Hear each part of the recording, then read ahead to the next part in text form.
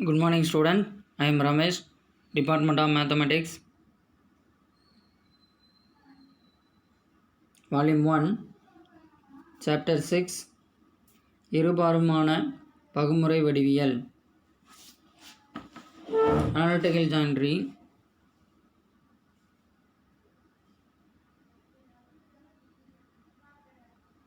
லாஸ்ட்டாக பார்த்தது 6.1ல் 14th கொஸ்டின்லேருந்து பார்த்தோம்.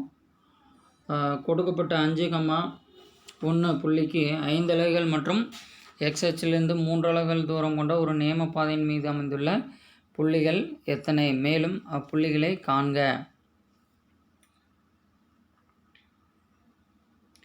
நேமப்பாதையில் உள்ள புள்ளி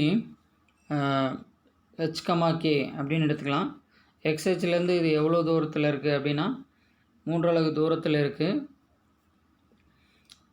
க்யூங்கிற புள்ளி 5,1 அது கொடுக்கப்பட்ட புள்ளி. இப்போ ஃபஸ்ட்டு ஸ்டேஜ் அப்படின்னு பார்த்தா பி ஆஃப் ஹெச்கே அப்படிங்கிறது எக்ஸ்ஹெச்சிற்கு மேலே எக்ஸ்ஹெச்லேருந்து 3 அலகு தொலைவில் இருக்கக்கூடியது. எக்ஸ்ஹெச்சிலிருந்து 3 அலகு தொலைவில் உள்ளது. ஸோ நம்ம கேயோட வேல்யூ +3 பாசிட்டிவ் வேல்யூவாக எடுத்துக்கிறோம். K equal to +3. So PQ equal to 5. பிக்யூவோட டிஸ்டன்ஸு நம்ம 5ன்னு எடுத்துக்கிறோம் அப்படின்னா PQ the whole square equal to 25. PQ the whole square equal to 25. So h-5 the whole square distance பார்த்தோம் அப்படின்னா x2 - x1 whole square plus y2 - y1 the whole square. இந்த formula நம்ம use பண்ணிக்கலாம், distance formula. So அதன்படி நம்ம h-5 the whole square, அதாவது பிக்யூ, பிங்கிறது h, க்யூங்கிறது 5,1. So இந்த ரெண்டு புள்ளிகளுக்கு உள்ள டிஸ்டன்ஸை பார்க்குறோம்.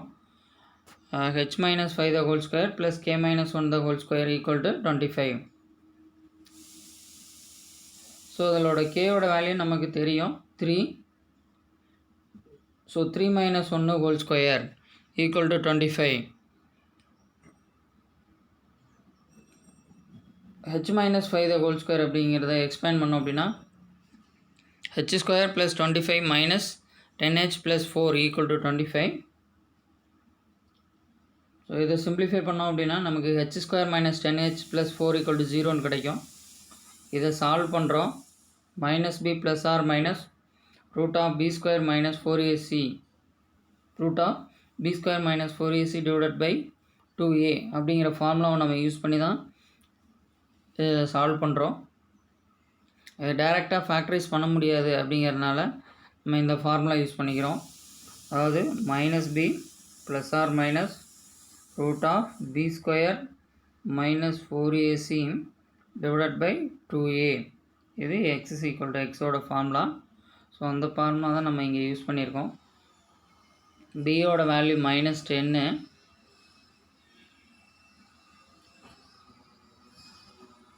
So a = +1, c = +4. இந்த வேல்யூலாம் நம்ம இந்த ஈக்குவேஷனில் சப்ஸ்டியூட் பண்ணோம் அப்படின்னா h = 10 + r -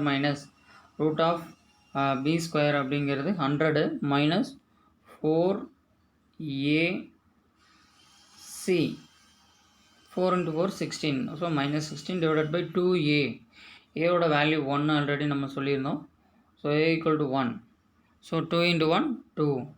ஸோ இதை சிம்பிளிஃபை பண்ணோம் அப்படின்னா 100 - 16 84. அதாவது 10 + r - √84 டிவைடட் பை 2.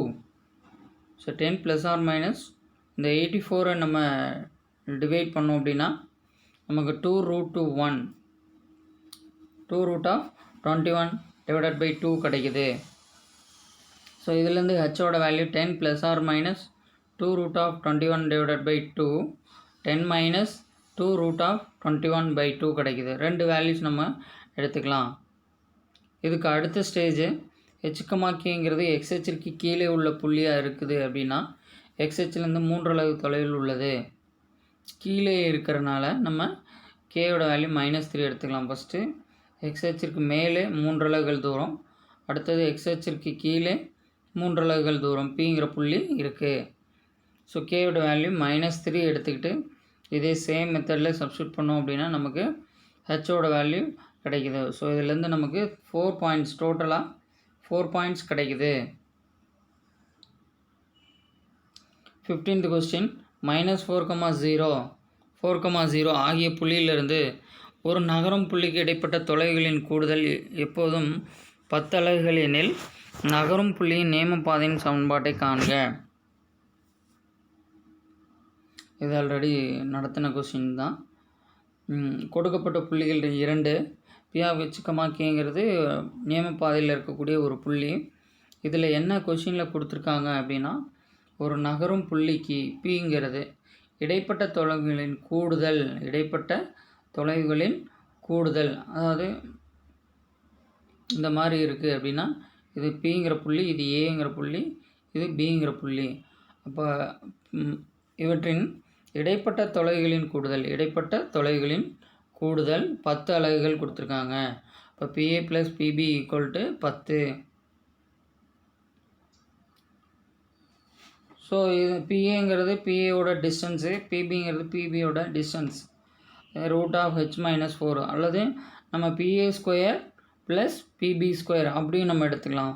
அப்படி எடுத்தோம் அப்படின்னா நமக்கு இந்த இடத்துல ரூட் எடுத்துக்க மாட்டோம். ஜஸ்ட்டு அதனோட டிஸ்டன்ஸ் ஃபார்முலா சப்ஸ்டியூட் பண்ணி டைரெக்டாக h - 4² + k - 0² plus h - 4 plus h இங்கே -4 இருக்கிறதுனால h + 4² + k² கிடைக்குது, = 10. ஸோ இதிலிருந்து நம்ம இந்த 10 இந்த வேல்யூவை நம்ம ரைட் ஹேண்ட் சைடு எடுத்துகிட்டு வந்தோம் அப்படின்னா நமக்கு மைனஸ் கிடைக்கும். ஸோ அதுதான் நம்ம செஞ்சுருக்கோம். அதுக்கடுத்து போத் சைடும் வந்து ஸ்கொயர் பண்ணுறோம். ஸ்கொயர் பண்ணோம் அப்படின்னா நமக்கு ஸ்கொயர் பண்ணி சிம்பிளிஃபை பண்ணோம் அப்படின்னா நமக்கு ஃபைனலாக ஒரு ஈக்குவேஷன் கிடைக்குது. x² / 25 + y² / 9. ஸோ இதே மாதிரி 6.2 பார்த்தோம். கீழ்காணும் விவரங்களுக்கு 1,1 என்ற புள்ளி வழியே செல்லக்கூடிய நேர்கோட்டின் சமன்பாடை காண்க. y வெட்டுத்துண்டு என்ன? -4, சாய்வு 3. அடுத்தது -2, 3 என்ற புள்ளி. ஆதிப்புள்ளியிலிருந்து கோட்டிற்கு வரையப்படும் செங்குத்து கோடு x அச்சுடன் ஏற்படுத்தும் கோணம்.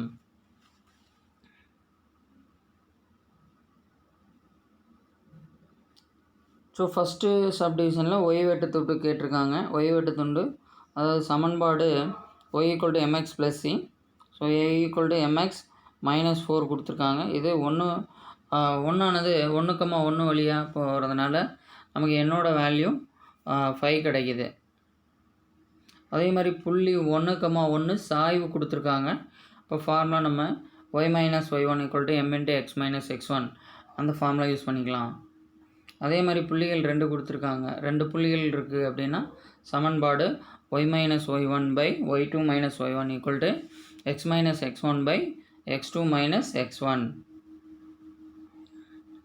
செங்குத்து வடிவம் x cos α + y sin α = P.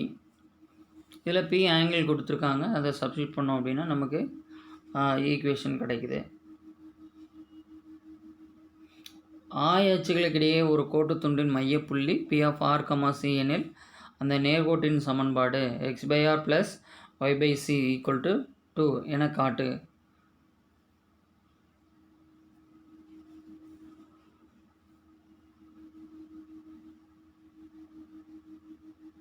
ஆய அச்சுகளுக்கிடையே மையப்புள்ளி கொடுத்துருக்காங்க P(r, c). ஸோ அதுலேருந்து கோட்டின் சமன்பாடு x/r + y/c = 2 அப்படின்னு நம்ம காட்டணும். இப்போ இதை ஃபஸ்ட்டு ஏங்கிற புள்ளியும் பிங்கிற புள்ளியும் நம்ம அசீம் பண்ணி எடுத்துக்கிறோம். ஏங்கிறது a, 0, பிங்கிறது 0, b. ஸோ இந்த 2 புள்ளியோட மையப்புள்ளிகள் நம்ம கண்டுபிடிச்சோம் அப்படின்னா பிங்கிற மையப்புள்ளி கண்டுபிடிக்கிறோம். அது r, c. ஸோ மையப்புள்ளியை r, cக்கு நம்ம ஈக்குவல் பண்ணோம் அப்படின்னா அதில் ஏபி வேல்யூ நமக்கு கிடைக்கிது. ஸோ இதிலேருந்து கோட்டின் சமன்பாடு x/a + y/b = 1. So AB value substitute பண்ணுறோம். அதில் நமக்கு ஈக்குவேஷன் கிடைக்கிது. இதே மாதிரி 3rd கொஸ்டின் 1,5 என்ற புள்ளி வழியாகவும் ஆய அச்சுகளை 3:10 என்ற விகிதத்தில் பிரிக்கக்கூடிய கோட்டின் சமன்பாடு. நேர்கோடானது ஆயச்சுகளின் 3:10 என்ற விகிதத்தில் பிரிக்குது அப்படின்னா நமக்கு கோட்டின் சமன்பாடு x/a + y/b = 1. So AB value நம்ம 3k 10kன்னு எடுத்துக்கிறோம் அப்படின்னா இது 1,5 வழியாக செல்லுது. அதுலேருந்து நம்ம கேயோட வேல்யூ ஃபைண்ட் பண்ணுறோம். கே வேல்யூவை சமன்பாட்டில் சப்ஸ்டியூட் பண்ணோம் அப்படின்னா நமக்கு தேவையான சமன்பாடு கிடைக்குது. அதுக்கு அடுத்ததான் நம்ம பார்க்கக்கூடியது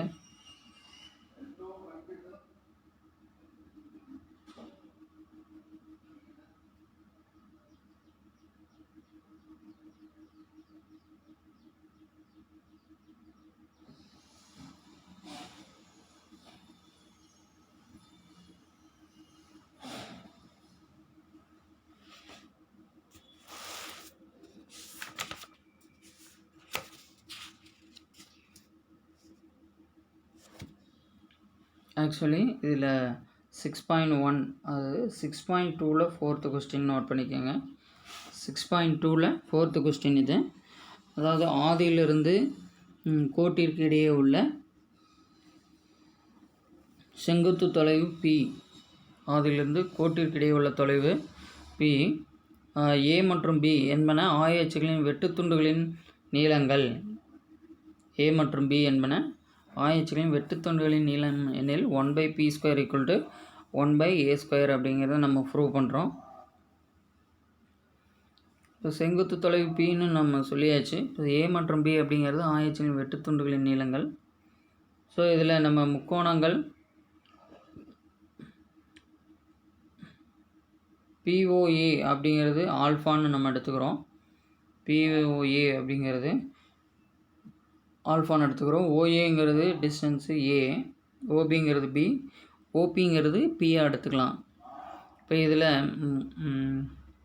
முக்கோணம் POAல காஸ் ஆல்ஃபா அப்படிங்கிறது OP/OAன்னு கிடைக்கும். OP/OA. அடுத்தது அதாவது அட்ஜசன்ட் சைடு டிவைடட் பை ஹைபாட்டனஸ்ன்னு சொல்லுவோம். OPங்கிறது P, OAங்கிறது small a. So cos alpha = P/A. அதே மாதிரி சைன் ஆல்ஃபாங்கிறது OP/OB. ஸோ P/Bன்னு எடுத்துக்கலாம். Sine alpha = P/B. So cos alpha sine alpha value கண்டுபிடிச்சிட்டு sin² + cos² ஆல்ஃபா இந்த ஃபார்முலாவில் நம்ம சப்ஸ்டியூட் பண்ணுறோம். ஸோ நமக்கு என்ன கிடைக்குது அப்படின்னா P²/B² + P²/A² = 1 கிடைக்குது. ஸோ 1/a² + 1/b² = 1/p² அப்படிங்கிறது நமக்கு தேவையான ப்ரூஃப். இந்த p² காமனாக வெளியில் எடுத்து ரைட் ஹேண்ட் சைடு கொண்டு வந்தோம் அப்படின்னா டிவிஷனுக்கு வந்துடும். ஸோ 1/p² நமக்கு கிடைக்கும். இதுக்கு அடுத்து நம்ம பார்க்கக்கூடியது 5th கொஸ்டின். நீரின் இயல்பான கொதிநிலை 100 டிகிரி செல்சியஸ் அல்லது 212 டிகிரி ஃபாரன்ஹீட் மற்றும் அதன் உறைநிலை 0 டிகிரி செல்சியஸ் அல்லது 32 டிகிரி ஃபாரன்ஹீட். ஸோ ஃபஸ்ட்டு வெப்பநிலை Cக்கும் Fக்கும் இடையே உள்ள தொடர்பின் சமன்பாடு. மேலும் வெப்பநிலை 98.6 டிகிரி ஃபாரன்ஹீட் எனில் Cயின் மதிப்பு. அடுத்தது வெப்பநிலை 38 டிகிரி செல்சியஸ் எனில் Fஇன் மதிப்பு. ஸோ ஜென்ரலாக ஒரு ஃபார்மேட் எடுத்துக்கிறோம். அதான் நமக்கு கிடைக்கக்கூடிய இதில் புள்ளிகள் பார்த்தோம் அப்படின்னா 0,32 உறைநிலை 0,32, அதனோட கொதிநிலை 100 212. இதுதான் நமக்கு கிடைக்கக்கூடிய புள்ளிகள்.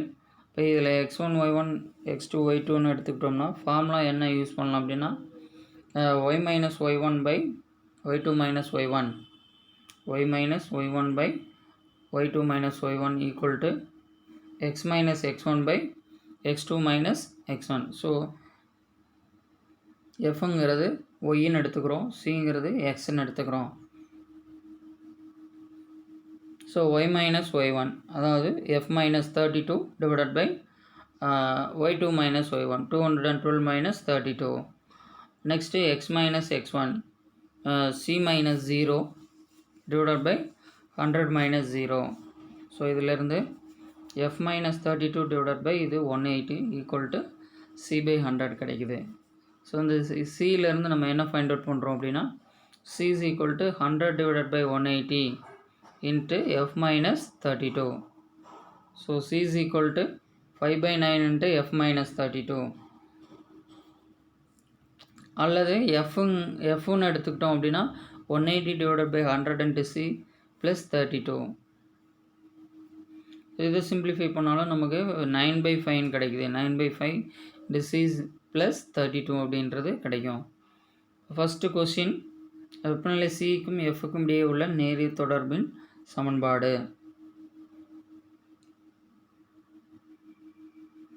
அது நம்ம ஃபைண்ட் அவுட் பண்ணிட்டோம். இது அடுத்தது வெப்பநிலை கொடுத்துருக்காங்க. வெப்பநிலை எஃப் 98.6 டிகிரி ஃபாரன்ஹீட் கொடுத்துருக்காங்க. சியின் மதிப்பு கண்டுபிடிக்கிறோம். ஸோ எஃபோட வேல்யூ சியில் சப்ஸ்டியூட் பண்ணோம் அப்படின்னா நமக்கு இந்த ஃபஸ்ட் ஈக்குவேஷனில் சப்ஸ்டியூட் பண்ணோம்னா நமக்கு சியோட வேல்யூ கிடச்சிரும். அடுத்தது வெப்பநிலை 38 டிகிரி செல்சியஸ் அப்படின்னா எஃப்பின் மதிப்பு கண்டுபிடிக்கிறோம். ஸோ சியோட வேல்யூவை எஃப்பில் சப்ஸ்டியூட் பண்ணோம் அப்படின்னா நமக்கு 100.4 டிகிரி செல்சியஸ் நமக்கு கிடைக்கிது. அடுத்து 6th கொஸ்டின் பார்க்குறோம். ஒரு பொருளை P என்ற இடத்திலிருந்து ஒரு இலக்கை தாக்க சீரான வேகத்தில் ஏவப்படுகிறது. அது இலக்கை தாக்குவதற்கு 15 வினாடிக்கு முன் 1400 மீட்டர் தூரத்திலும் மற்றும் 18வது வினாடியில் 800 மீட்டர் தூரத்திலும் இருக்கிறது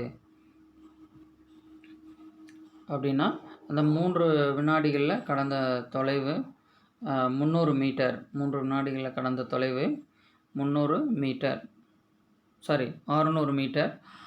இலக்கிற்கும் அந்த இடக்கிற்கும் இடைப்பட்ட தொலைவு என்ன? 15வது வினாடியில் எவ்வளவு தொலைவு கடந்திருக்கும்? அடுத்த 3rd கொஸ்டின், இலக்கை தாக்க எடுத்துக்கொள்ளும் நேரம் எவ்வளவு? ஸோ இதுவும் போன கொஸ்டின் மாதிரியே தான். இப்போ டிங்கிறது நம்ம என்னவா எடுத்துக்கிறோன்னா தூரம் கன்சிடர் பண்ணிக்கிறோம். டிங்கிறது காலமாக எடுத்துக்கிறோம். இப்போ தேவையான புள்ளிகள் நமக்கு எப்படி எடுத்துக்கிறோம் அப்படின்னா 15 வினாடிகள் அப்படின்னா 1400 மீட்டர். அப்போ 15, 1400. அடுத்தது பார்க்குறோம் 18, 800. 18, 800. ஸோ இதுலேயும் நம்ம y minus y1 by y2 minus y1 equal to x minus x1 by x2 minus x1 அந்த ஃபார்முலா யூஸ் பண்ணிக்கிறோம். யூஸ் பண்ணோம் அப்படின்னா எக்ஸுங்கிறது டி. ஸோ இதை நம்ம மாற்றி கூட எடுத்துக்கலாம். ஃபஸ்ட்டு இதை எடுத்துக்கிட்டு அதுக்கப்புறம் கூட இதை எடுத்துக்கலாம். ஸோ ரெண்டுமே ஈக்குவல்ன்றனால left hand side right hand side நம்ம சேஞ்ச் பண்ணி கூட எடுத்துக்கலாம். ஸோ அதனால் first T minus 1400 divided by 800 minus 1400 equal to D minus 15 divided by 18 minus 15 கிடைக்கும். இந்த ஃபார்முலாவில் இரு புள்ளிகள் கொடுக்கப்பட்டால் சமன்பாடு இதில் சப்ஸ்டியூட் பண்ணோம் அப்படின்னா நமக்கு இந்த வேல்யூஸ்லாம் கிடைக்கும். அதுக்கு அடுத்தது பார்த்தோம்னா t minus 1400 divided by minus 600 கிடைக்கும். Equal to D minus 15 divided by 3. So t minus 15 equal to 1000. அந்த மைனஸை மேலே எடுத்துகிட்டு வந்தோம்னா நமக்கு 1400 minus t by 200 equal to D minus 15. இந்த 15 அந்த சைடு கொண்டு வந்தோம்னா 1400 minus t divided by 200 plus 15 கிடைக்கும். ஸோ இதிலேருந்து நம்ம டி ஈக்குவல் டு 0 சப்ஸ்டியூட் பண்ணோம் அப்படின்னா சப்ஸ்டியூட் பண்ணோம் அப்படின்னா நமக்கு அதில் கிடைக்கக்கூடிய value t equal to 4400 metre. அதே மாதிரி டி ஈக்குவல் டு 15 சப்ஸ்டியூட் பண்ணோம் அப்படின்னா நமக்கு டியோட வேல்யூ 1400 மீட்டர் கிடைக்கும். 15 வினாடி அப்படின்னு கொடுத்துருக்கனால நம்ம காலம் டி ஈக்குவல் டு 15 எடுத்துக்கிறோம். இலக்கிற்கும் அந்த இடத்திற்கும் உள்ள தொலைவு கண்டுபிடிக்க நம்ம இனிஷியலாக டி ஈக்குவல் டு 0 காலம் வந்து டி ஈக்குவல் டு 0ன்னு எடுத்துக்கிறோம். அடுத்த செகண்ட் இதில் டி ஈக்குவல் டு 15 எடுத்து சப்ஸ்டியூட் பண்ணுறோம். அடுத்து லாஸ்ட்டாக நம்ம கண்டுபிடிக்கக்கூடியது இலக்கை தாக்க எடுத்துக்கொள்ளும் நேரம் கண்டுபிடிக்கிறோம். ஸோ டைம் கண்டுபிடிக்கணும். ஸோ டைம் கண்டுபிடிக்க நம்ம என்ன பண்ணலாம் அப்படின்னா டி ஈக்குவல் டு 0 சப்ஸ்டியூட் பண்ணோம் அப்படின்னா நமக்கு டைம் காலம் 22 வினாடிகள் கிடைக்கும். அதுக்கு அடுத்தது நம்ம பார்க்கக்கூடிய கொஸ்டின் 7வது கொஸ்டின். ஒரு நகரத்தில் மக்கள் தொகை 2005 மற்றும் 2010 ஆண்டுகளில் முறையே 1,35,000 மற்றும் 1,45,000 எனில் 2015ஆம் ஆண்டு மக்கள் தொகையை தோராயமாக காண்க. ஸோ மக்கள் தொகையை நம்ம ஒரு மாறிலியாக எடுத்துக்கிறோம். ஸோ இதில் ஆண்டு வருடம் அப்படிங்கிறது ஒயின்னு கன்சிடர் பண்ணிக்கலாம், அதாவது எக்ஸ்ஹெச்சு. ஒய்ஹெச் ஆனது மக்கள் தொகை பாப்புலேஷன் எடுத்துக்கிறோம். ஸோ 2005 நமக்கு இருக்கக்கூடிய மக்கள் தொகை 1,35,000, 2010 இருக்கக்கூடிய மக்கள் தொகை 1,45,000. ஸோ இதிலேருந்து நமக்கு தேவையான புள்ளிகள் என்னென்ன அப்படின்னா 2005, 1,35,000, 2010, 1,45,000. ஸோ இதிலேருந்து y minus y1 by y2 minus y1 equal to x minus x1 by x2 minus x1. So p minus 1,35,000 by 1,45,000 minus 1,35,000 equal to y minus 2005 divided by 2010 minus 2005. So இதிலிருந்து நம்ம p minus 1,35,000 by 10,000 equal to y minus 2005 divided by 5. So இதிலேருந்து ஒய்யோட value 2015 2015 நம்ம எடுத்துக்கிறோம். 2015 எடுத்துக்கிட்டோம்னா p minus 1,35,000 divided by 2000 equal to 2015 minus 2005 substitute பண்ணோம் அப்படின்னா நமக்கு 10 அப்படிங்கிறது கிடைக்கும். ஸோ இந்த 2000 இந்த சைடு கிராஸ் மல்டிபிள் பண்ணோம் அப்படின்னா நமக்கு 20,000 அப்படிங்கிற வேல்யூ கிடைக்கும். அப்போ p மைனஸ் 1,35,000 ஈக்குவல் டு 20,000. இதுலேருந்து நம்ம பியோட வேல்யூ 1,50,000 கிடைக்கும். இப்போ 2015ஆம் ஆண்டு மக்கள் தொகை நமக்கு 1,55,000. நம்ம ஏன் y ஈக்குவல் டு 2015 சப்ஸ்டியூட் பண்ணுறோம் அப்படின்னா நமக்கு இங்கே கொடுத்துருக்காங்க, அதாவது 2015 மக்கள் தொகை காண்க அப்படின்னு சொல்லி கொடுத்துருக்காங்க. ஸோ நம்ம ஜென்ரலாக ஈக்குவேஷன் ஃபைண்ட் அவுட் பண்ணிவிட்டு அதில் ஒய்யோட வேல்யூ நம்ம சப்ஸ்டியூட் பண்ணுறோம். ஒய்யோட வேல்யூ சப்ஸ்டியூட் பண்ணோம்னா நமக்கு அந்த பியின் மதிப்பு கிடைக்குது. அதுதான் 2015 உடைய மக்கள் தொகை. அடுத்தது, ஒரு நேர்கோட்டிற்கு ஆதியிலிருந்து வரைபடும் செங்குத்து கோட்டின் நீளம் 12 அலகுகள். அச்செங்குத்து கோடு எக்ஸ்ஹெச்சுடன் ஏற்படுத்தும் கோணம் 30 டிகிரி எனில் அந்த நேர்கோட்டின் சமன்பாட்டை காண்க. ஸோ செங்குத்து கோட்டின் நீளம் பியோட மதிப்பு மற்றும் எக்ஸ்ஹெச்சுடன் ஏற்படுத்தும் கோணம் கொடுத்தாங்க அப்படின்னா நமக்கு formula x cos alpha plus y sine alpha equal to p அப்படிங்கிற ஃபார்முலாவை நம்ம யூஸ் பண்ணிக்கலாம். ஸோ பியோட வேல்யூ 12 அலகுகள் மற்றும் ஆல்ஃபா கோணம் ஆங்கிள் 30 டிகிரி. ஸோ கோட்டின் சமன்பாடு அப்படின்னு பார்க்குறப்ப x cos alpha plus y sine alpha equal to p. So x cos 30 plus y sine 30 equal to 12. Cos 30 value √3/2, sine 30 value 1/2 equal to 12 கிடைக்குது. இதுலேருந்து நம்ம என்ன பண்ணுறோம் அப்படின்னா ரெண்டையும் காமனாக 2ன்னு எடுத்துக்கிட்டு நியூமரேட்டரை ஆட் பண்ணிக்கிறோம். ஸோ இந்த 2 கிராஸ் மல்டிபிள் பண்ணோம் அப்படின்னா √3x plus Y equal to 24 கிடைக்குது. இந்த 24 லெஃப்ட் ஹேண்ட் சைடு கொண்டு வந்தோம் அப்படின்னா √3x plus y minus 24 equal to 0 அப்படிங்கிறது நமக்கு தேவையான சமன்பாடு கிடைக்கும், ஈக்குவேஷன். ஸோ இதே போல் நமக்கு எக்ஸாம்பிள்லேயும் ஒரு கொஸ்டின் இருக்குது, 2 கொஸ்டின் இருக்குது. அதை ஹோம்ஒர்க்காக கொடுத்துருக்குறேன். அதை நீங்கள் கண்டிப்பாக எழுதி சென்ட் பண்ணுங்கள். நோட்டில் தவறாமல் எழுதிக்கிங்க. கிளாஸ் ஒர்க் நோட்டுக்கு தயவுசெய்து எல்லோரும் கண்டிப்பாக எழுதியிருக்கணும். எடுத்துக்காட்டு 6.16 ஒரு நேர்கோட்டிற்கு ஆதியிலிருந்து வரைபடும் செங்குத்தின் நீளம் 12 மற்றும் எக்ஸ்ஹெச்சுடன் மிகை திசையில் ஏற்படுத்தும் கோணம் 150 டிகிரி எனில் கோட்டின் சமன்பாடை காண்க. ஸோ அதில் நம்ம பார்த்தோம்னா 6.16 அந்த ஆங்கிலோட கோணம் 150 டிகிரி கொடுத்துருக்காங்க. அந்த 150 டிகிரியை நம்ம அதாவது சிம்பிளிஃபை பண்ணோம். காஸ் ஆஃப் 150 டிகிரியை நம்ம எப்படி பிரிக்கலாம் அப்படிங்கிறத நம்ம அதாவது காஸ் ஆஃப் 90 ப்ளஸ் 60 அப்படின்னு பிரிச்சுக்கலாம். அதே மாதிரி ஒய் சைன் ஆஃப் 90 ப்ளஸ் 60 அப்படின்னு பிரிச்சுட்டோம் அப்படின்னா காஸ் ஆஃப் 90 மைனஸ் தீட்டா அதே மாதிரி சைன் ஆஃப் 90 மைனஸ் தீட்டா, இதனோட ஆங்கிள் நம்ம கண்டுபிடிச்சிட்டோம் அப்படின்னா இப்போ காஸ் ஆஃப் 90 ப்ளஸ் தீட்டா நமக்கு √3 கிடைக்கும்.